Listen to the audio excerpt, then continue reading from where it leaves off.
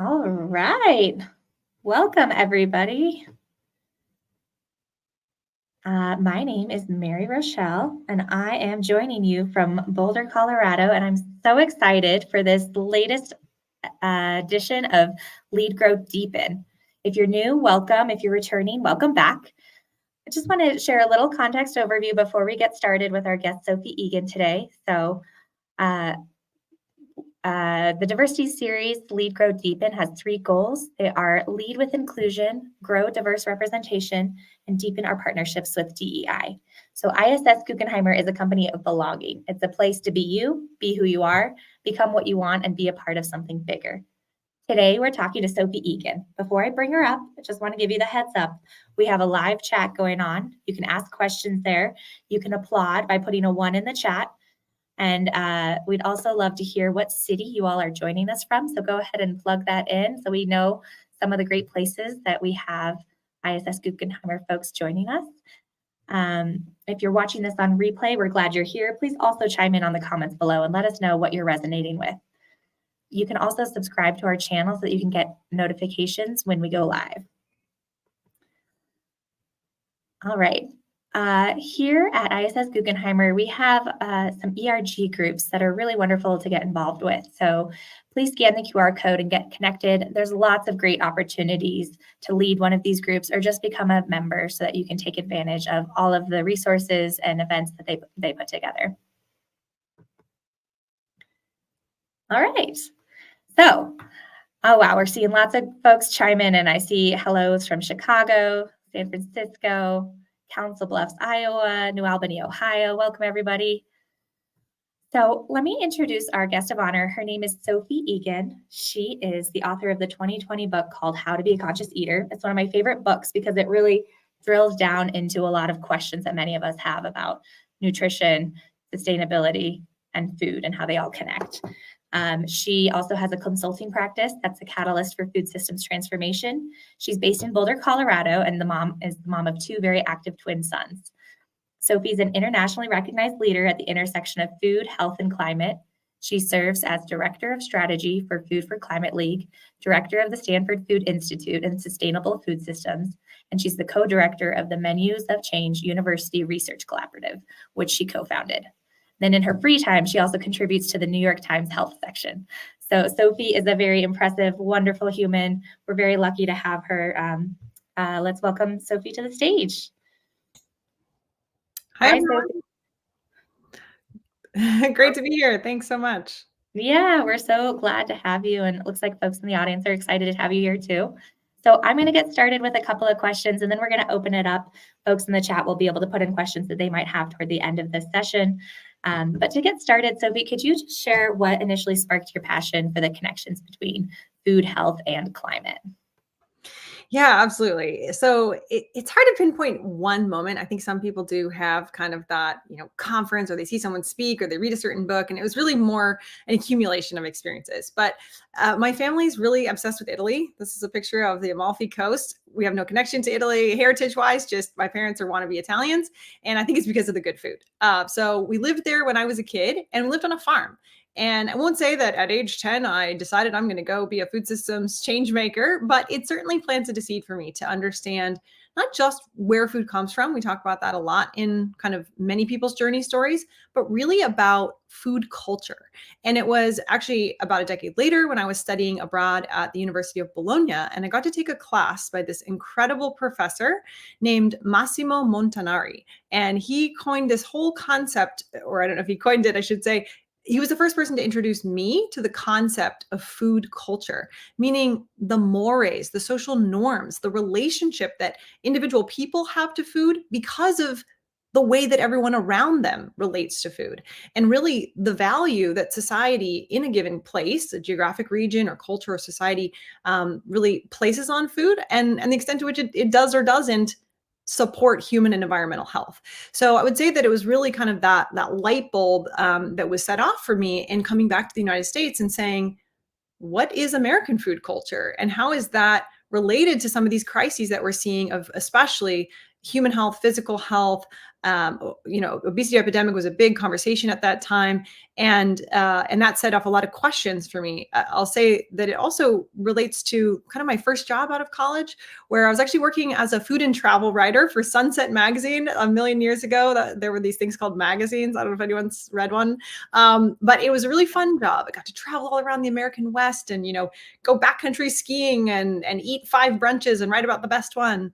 But I didn't know that I was really helping solve these big, messy problems. I felt like I was helping kind of a very affluent audience just live an ever better life. So it was really then that I decided to go into population level health and saw from there that human health and environmental health are inextricably linked, and that food is this incredibly untapped, often quite overlooked lever for solving both of those of crises, and also the flip side of that is that they're huge solutions to many of these kind of most pernicious problems. I love that. And I can really, relate to the, feeling like you were working as a really cool job after college, right? But it wasn't necessarily tapping into the issues that you saw that are happening in the food system. So that's really great. You were able to then pivot into digging deeper into that work. So there's so much conflicting information out there about what is healthy, what is sustainable. I really love your book. If folks haven't read it before, it's How to Be a Conscious Eater. And I don't know how well we can see on camera, but there's incredible visuals in here and a lot of bullet pointed lists to really drill down into some answers around those questions of what is healthy, what is sustainable. So knowing that there's a lot of information on the internet that sometimes conflicts with itself, do you mind sharing a few tips of how to navigate food trends and fads? And you also have a list of 10 sources I trust in your book, where that you share evidence-based info, or where you go to find evidence-based info. I'm wondering if you could share any advice for our crowd on how to navigate that space. Yeah, this is such a tough area, and it's one where I'll say, ChatGPT and AI, I think, can help us in the future, but in many ways are actually exacerbating the challenge for each of us to kind of identify good information. How do we know if this is accurate?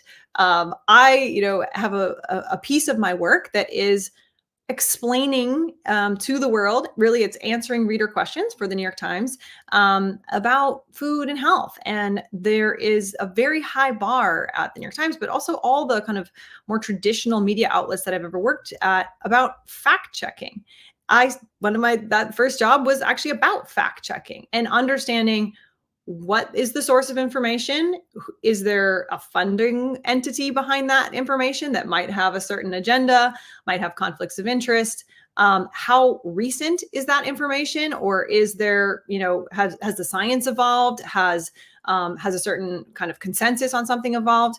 And we're not really taught this. There's a lot of other NGOs out there sort of helping to address the larger issue of just media literacy and how misinformation and disinformation are truly weaponized through many of the kind of information channels. And that's what I mean about I worry that there's just so much total of that out there that's what a lot of LLMs are based on, that it'll take some time. And I know there's a really great initiative I just learned about actually at an event hosted by Mary about Tufts and Google working together to kind of fix some of the root issues, the root data that's pulling from, to make it more accurate. But in the meantime, what can all of us just trying to know what's good information do, right? That's essentially what the writing side of my work is about, is I really translate the science into kind of just enough information for you to make an informed decision, but not the encyclopedic version. So Mary showed you the book. That's the same kind of concept of New York Times articles, and then the graphics, a lot of visuals. That was really important to me. I learned through a lot of visuals and examples. Illustrator, Iris Gottlieb, big props to them. But essentially, when you're trying to figure out is should I make sense of this or not, that is a tall order, is the short answer. So instead, it may be best to just kind of it's perhaps similar to how you think about your food choices. Like, who do you trust?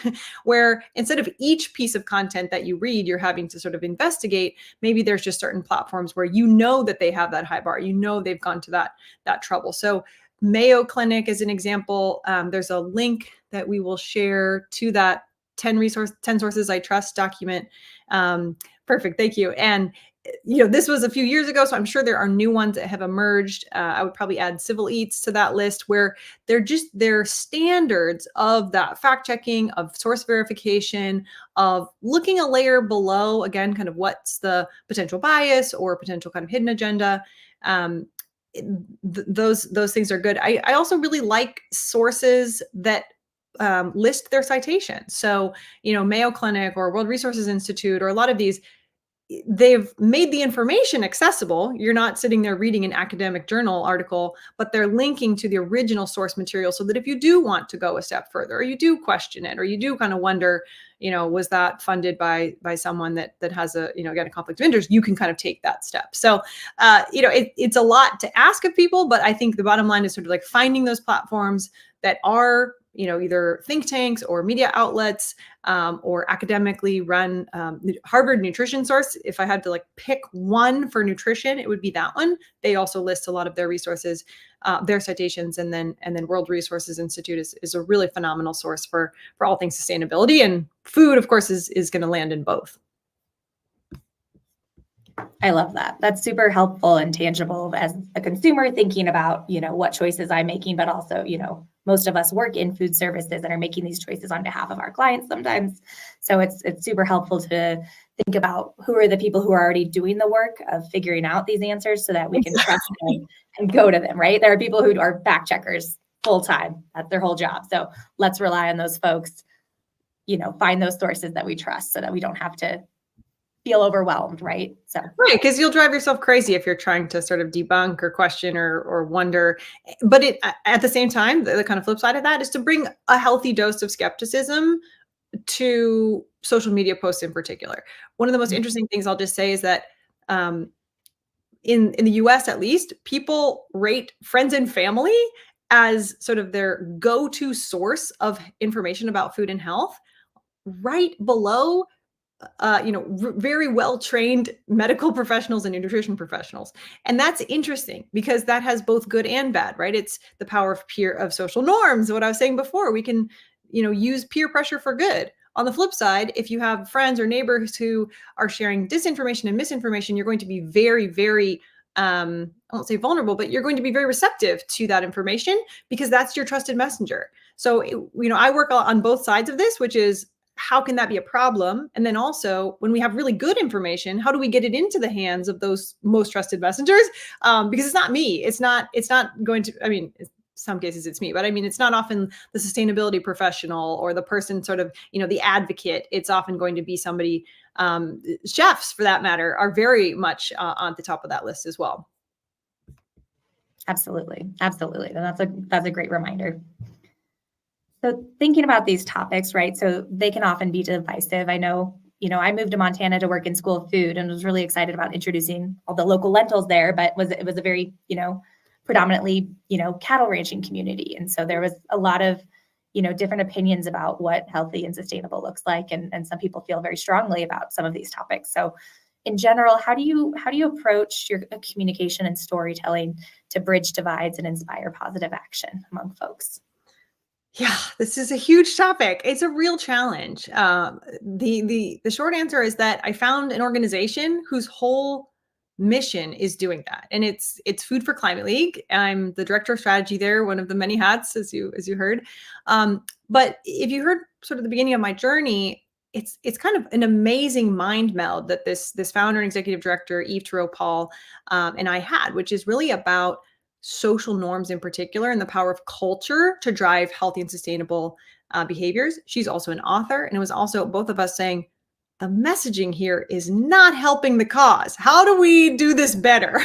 There must be a better way. And it's not for lack of trying. It was really that we don't collectively have great tools or frameworks or best practices for promoting sustainable food choices by and large. There's great progress happening in the past few years to kind of really amplify what does work. So whether it's defaults and choice architecture, designing the environment, different framings and marketing efforts, but a lot of the work we do is actually about training folks like yourselves on our best practices for how to talk about food and climate, and actually giving tools that I personally learned a lot of them in grad school for public health, which was about public health messaging and learning about different frames. How do you focus on an individual versus a societal problem? And these things have huge applications in promoting climate friendly foods as well.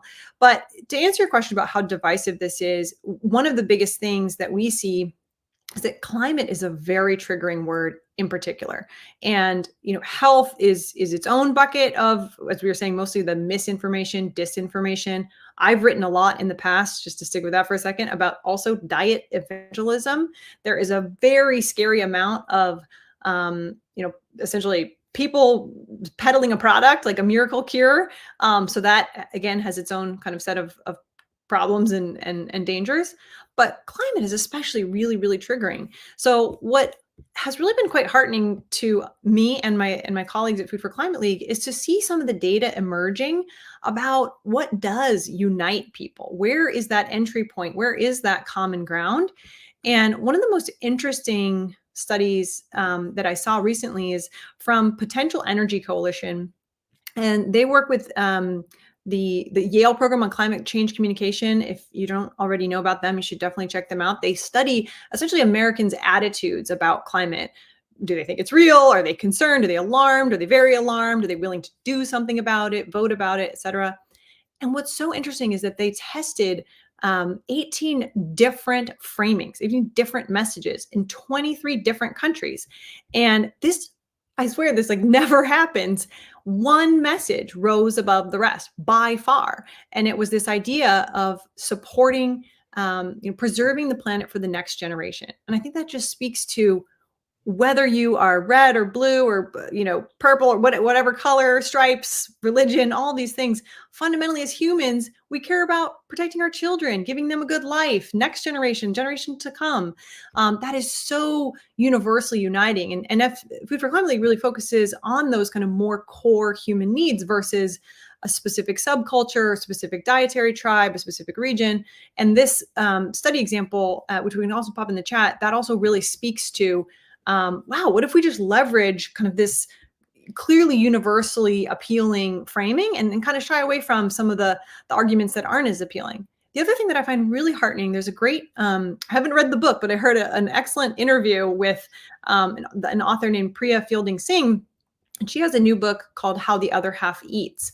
And what I loved about what she said, it's really this focus on inequality in food in America, was that there's this misperception that's kind of only, wealthy parents who care about feeding their kids healthy foods, and low income families just feed their kids junk food. And it's like, that is such a misnomer, mischaracterization. What she found in her field work is pretty much everyone, and she's focused on mothers, knows pretty much what's healthy, wants to feed their kids in a healthy way.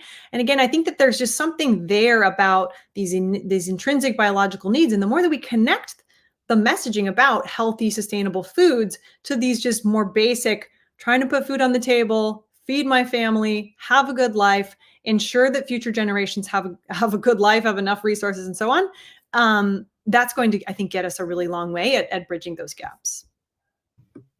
I love that. I love that. I love that overarching message too. That just feels very human of, what can we all come together on? It ties in really nicely to my next question. But before I head into that one, I want to let the audience know that we're going to be opening it up soon after this question to questions from the audience. So if you want to, go ahead and start dropping your questions in, and we'll be able to feature a few and share those with Sophie. So you've touched on this some with some of the work that's being done by Food for Climate League to figure out what are the narratives that are resonating with folks across, party lines, geography, all sorts of backgrounds. But despite the climate and health challenges in our current food system, where else are you finding reasons for optimism when it comes to food, health, and climate? Yeah, this is something my colleagues and I at Food for Climate League talk about all the time. We actually started a program that was inspired by one of the things I'll share, which is called All We Can Save. And the program that we started at Food for Climate League we call it Sustainable Self. And it's about how uniquely difficult it is to do work related to saving the planet from an emotional perspective, because you have to have a deep reservoir of optimism and belief to get out of bed every day and do it, and to believe that it will be worth it and it will produce some outcome that's different from what would happen if you didn't wake up and go do that work every day. And it's difficult. It's exhausting. I remember, I think it was 2 years ago when one of the IPCC reports came out, and we all had to have kind of like a day off, like a mental health day. It was just too much in that moment. We didn't have the strength as a team. And me in particular, I was really feeling quite down that day.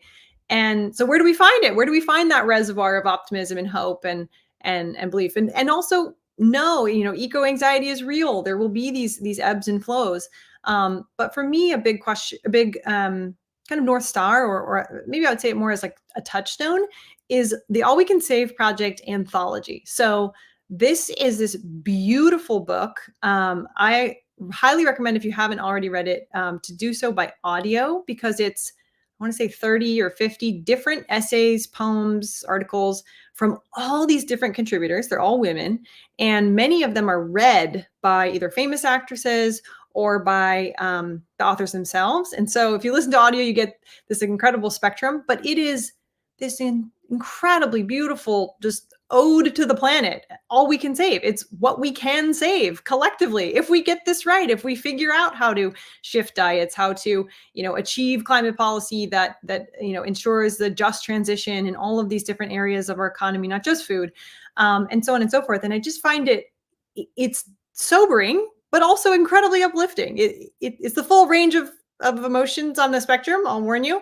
But I think that type of thing, and also has these kind of chapter-based discussion groups where you can really also talk with others about the range of emotions. That's one of the best things I would encourage anyone who's feeling, again, kind of down or unmotivated. And then the other thing I'll say is that we're seeing things that are working. Like I was mentioning before, the collective, we are seeing things working, that in all these different parts of the world, different behavioral techniques are really gaining traction. Policies are gaining traction in different places. And one that is just kind of an interesting example is Count Us In. And what I like about it is, it's this whole point of just engaging mainstream. Another example is Rare, which focuses on environmental behavior change. They work a lot with Hollywood. And the more that, again, we can kind of get this out in pop culture, and I know I talk about norms a lot, but they're very powerful. This, I think, the more and more ubiquity, and the more and more that we're all talking about it, that's what's going to give us more hope and energy, I believe, because we'll get it from each other, and we need each other in arm in arm to not just figure out the solutions, but again to have the kind of belief in those solutions. Yeah, I love that. And I'm also jotting down all of these books and resources that I'm excited to dig into. And I like what you're saying too about finding that community and finding the other people who are doing this work too, so that we know we're not alone in it. I think that's important. And also, you're such a great model. We're both based in Boulder, and I think you do a great job of finding local people who are doing some of this work and building that community. You do a really beautiful job of. So definitely inspiring to me, seeing how you live that value of finding those stories globally, but also looking locally. So while we've got about 5 minutes left, we want to open it up to questions. I saw a great question come in from Rosa, but we've got Josue in the background. There we go. So Rose asks, what is your favorite food, health, or climate challenge to discuss, and what are the potential solutions that are being explored? Yeah. That's a big question, but if you No have any, problem. No, I like it. Well, I'll say it's food waste, because I think it's one of those that's less divisive. Who wants to waste money? Who wants to waste people's time, effort, energy, hard, blood, sweat, and tears? It's a good entry point to other sustainable food and health related, and it is related to health in portion optimization and kind of food quality over quantity, those kinds of topics, speed, how quickly we eat food, all of these things are quite related to the food waste side. But it's one of my favorites because there's so much momentum. Dana Gunders, who was the person I first ever knew to kind of raise the flag about this in an NRDC report many years ago. I think it was the first time it had been really quantified. It was 40% of our food is wasted, and that got the ears of a lot of people who were sort of in that bubble. But now it's so beyond the bubble. There's a national food waste strategy that was just released, I think 2 weeks ago, by an interagency group, which never happens at the federal level. EPA, USDA, FDA, and the White House all together. This is a huge deal. And it was announced at the ReFed conference and Secretary Vilsack. And I just say this because it's come so far. So I like to talk about it because it's not that divisive. It's win, win, win, win, win. Good for you, good for your, your budget, your family, etc. It's solvable, highly, highly solvable, with many different solutions that anyone can use at the household level, at a community level, at an institutional level. And it's really has so many success stories and case studies and traction at that national policy level that it gives us hope and blueprints for these other parts of sustainable food. I love that. And that's so approachable for us as consumers and in the roles that we might have in food service too. So thank you, Sophie. We've got one last question we'll slip in from Erica. She shares that, love that we've pivoted to food waste. Other than Dana, is there anyone else in the space or companies focused on the challenge that you are especially inspired by? Definitely. I will give a shout out to the U.S. Food Waste Pact and World Wildlife Fund. They are so incredible on food loss and waste. I'll definitely say too, companies, pretty much all of the big three, I love Guggenheim. I can't play favorites with, but all of the big contract food service companies are doing amazing work in food waste. Universities, school food, bulk milk, the whole range of institutional food service has really rallied around it. But the one I would just say that is similarly quite inspiring is the U.S. Food Waste Pact, because it took a regional pact, the Pacific Coast Food Waste Collaborative.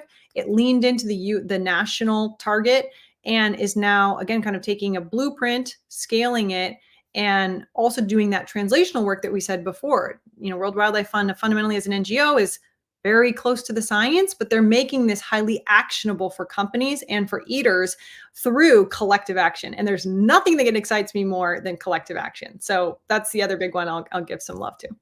I love that. And I love the enthusiasm you're bringing to this to get us all inspired to be engaged. So on that note, we unfortunately are at time, so we have to say goodbye. But before we do, I just want to plug again your book, which, I think is really great for people coming to this work from a lot of different backgrounds and a lot of different layers. There's ways to dig in. You also have a great website, sophieegan.com, to learn more about other work that you do. Again, you wear so many hats that you weren't able to talk about today that I would encourage folks to go and learn about. Are there any other places you'd like to? No, thank you. I'm feeling very, very loved. So thank you. And thanks for the time. Super fun to chat with you. Yeah. Thank you so much for the time, Sophie. We're really grateful and really grateful for the work that you do to inspire folks. So likewise. All right. Well, thank you again. Thanks everyone for joining this Lead, Grow, Deepen. As always, make sure that you subscribe and follow us for our next edition. And thank you, Sophie, again for joining us. We'll see you next time. Thanks, everyone. Take care. Bye.